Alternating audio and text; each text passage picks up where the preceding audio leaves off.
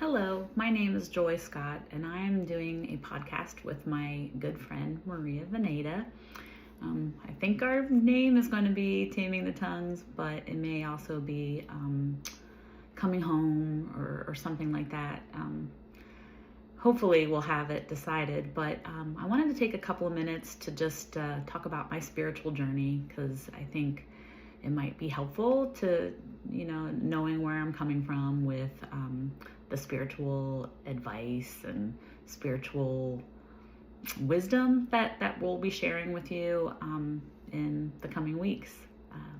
So I'm cradle Catholic. I was the last of 9 kids, kind of a blended family. My dad had 4 children. His wife died in childbirth with their 4th child, and my mom and dad were married for, 50 plus years, till my dad died and my mom died. But anyway, this is my story, not theirs. They did the best they could and raised us to be Catholic and big family. I already said that, but it's important. I think a lot of families that are Catholic are big families because I want to share that love with everyone. It's kind of regimen, kind of like a controlled type environment. I think some of my siblings might have found it stifling. I kind of found it freeing and kind of helpful in my chaotic upbringing. I love the rhythm of it all, and through my teenage years, I had this priest called his name is Father Pat, and he was really instrumental with igniting that fire of faith in me. When I was a kid, I just remember okay, if you pray to God, something good will happen. If you're praying for something good, God will listen to your prayers. And I witnessed that anyway as a child in catechism, where the teacher, she said, if you pray, you'll get this. And there was this birthday party I wasn't invited to. I wasn't friends with the girl, really. It's just kind of mean to me, but everybody in the religion class was going to be at this party, everyone except me, and that was hurtful, and I was sad. And obviously the teacher probably took her aside and talked to the parents. I don't know, but short story long, as it often is, I was invited to the party, and that's kind of stuck with me, as one of my early memories. And I always felt like I was destined for something greater, something better. And, God would get me through everything, that I was exposed to. I had it's kind of tumultuous. There was a lot of things unsettled, and kind of came to a head in, teenage years. But Father Pat just like I said, helped ignite that faith. I'd go to church with my mom, do the Holy Week thing, and that was really powerful for me to know that God is listening, God is here, He's the same as He's been, He's changeless, very comforting, indeed. And Father Pat went away, and Father Tom, and he was good, and I ended up not falling away from the church, but I ended up getting married in the Catholic Church very young. I needed to, maybe distance myself from my family of origin just for a bit, and kind of feel my way out there in the world. My late spouse, he did die after 30 wonderful years of marriage and raising 2 beautiful daughters that I love dearly. And now I have 3 grandchildren, which is kind of hard for me to wrap my head around. But getting back to that spiritual journey, my husband and I, we did raise our girls Catholic because I thought it would have been cool if I got to go to a Catholic church, growing up. And the schools here in Delaware where I live weren't always the best. They're actually getting wonderful high marks. And by the time both my girls, went to high school, the schools were much better. And that's where they did, get their high school diploma, and such. So, once they had their their confirmation, and, you know, they had that foundation, they kind of stepped away. And I suppose I kind of stepped away, and maybe it was that kind of rebellion, that, you know, being told what to do, and, you know, I wanted to forge my own way, and I was kind of, I'm still am actually a self-help junkie, and I can't get enough of it all. I'm always reading books. I'm reading several now, even like on Buddhism, but, you know, that's not instrumental because our podcast is more in the Catholic Church, and I know how it's pretty fantastic, and we'll have a lot of tips and wisdom, you know, to share with you, for sure. And yeah, so like, it's been a wonderful life for sure.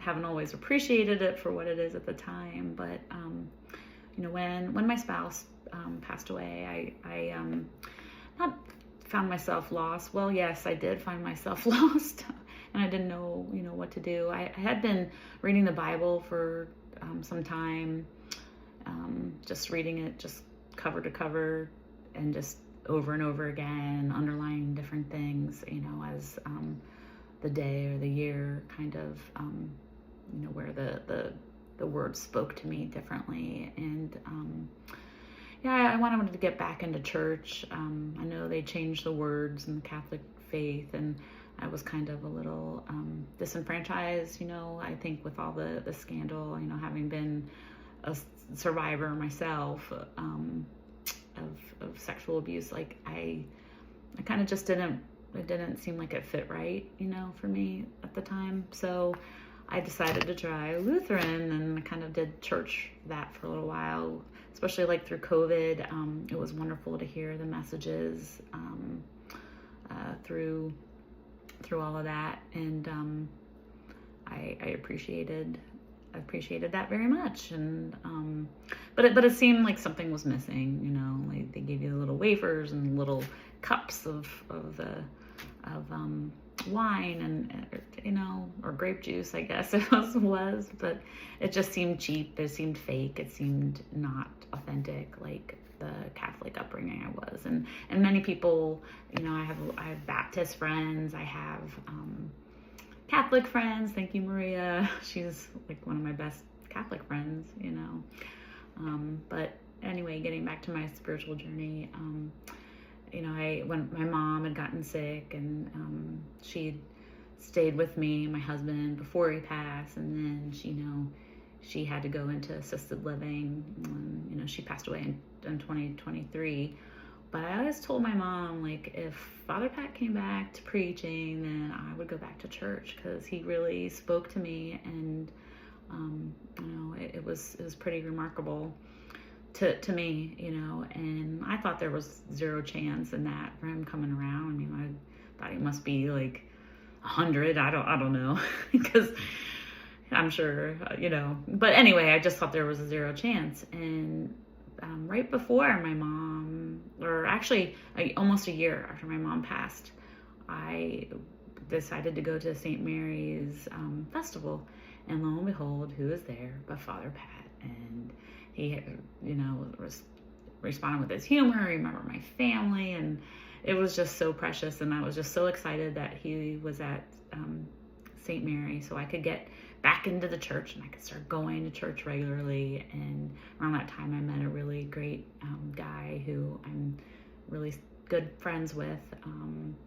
He kind of would do Word Among Us and go to church every week and raise his boys that way, and it's just been a really positive influence for me, you know, to get back into it, you know, start by doing the bare minimum, although I never felt like I've done the bare minimum in life. I mean, maybe to a big extent, we all feel like sometimes we're kind of just doing what we need to do, you know, and not, you know, like half doing things, you know. I don't want to say ass, but okay, all right, I did, you know, half-assing things. So perhaps I was doing that with my religion, like always knowing that God was there, you know, and trying to be quiet and kind of hear where he's speaking. But, you know, there's just certain things that I think death, you know, teaches you, and it's what I'm here for, you know, the second half of my life, like to just kind of get right with God, and you know, leave that kind of legacy, that I want to be remembered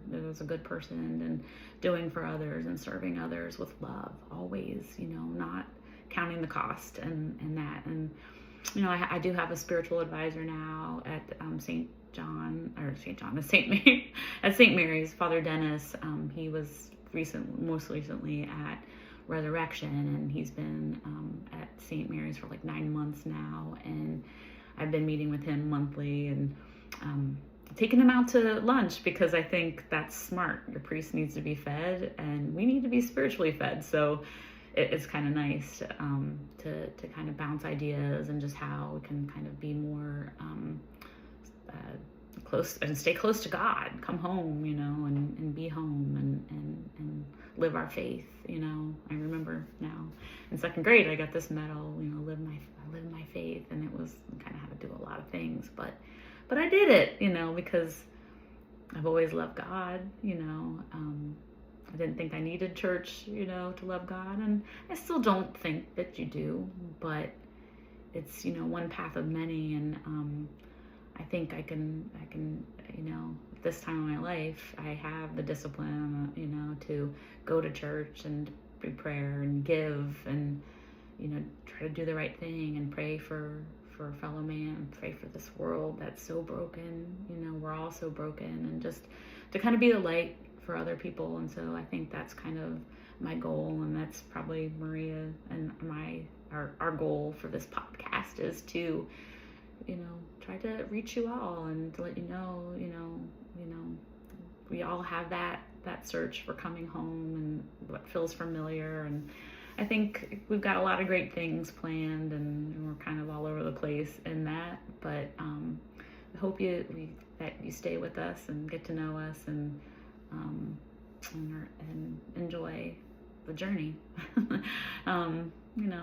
Taming the tongues may not be the best name for us, but I think our tongues, our voice is very powerful, and I think it's important to be mindful of that first, because oftentimes that's what people hear. I know there's all this unconscious bias. I remember doing that before I retired from OSU, and just how you look and how you present yourself, says a lot before you even open your mouth. But let's just focus on the words here for just a quick moment, and to kind of just take that with you from this, from my spiritual journey, is that, our words, they can tear you down, and they can build up. It's your choice. I know I've got friends who are so negative about, the political climate and about the other side. And it's so disheartening for me. Not that I'm kind of the middle of the road, but I don't want to make waves. I don't, but yet it's hard. You can't, stay silent to the injustice, but it's kind of like my mom always said, hate the evil, not the person, hate the sin, not the sinner. And I ask us all, to look at our neighbors in a different light. We're all just trying to find our way. We're all just passing through. Just try to build up instead of tear down. I know, even from a self-help standpoint, like, does this diminish me or does this increase me? And the more we build up others, the more ourselves are built up. And it just works that way. The more love we give to others, the more love falls back to us. It just can't not happen that way. So thank you so much for your time, and I look forward to seeing you. And if you have suggestions, that'd be great. Okay, talk to you soon. Love you all.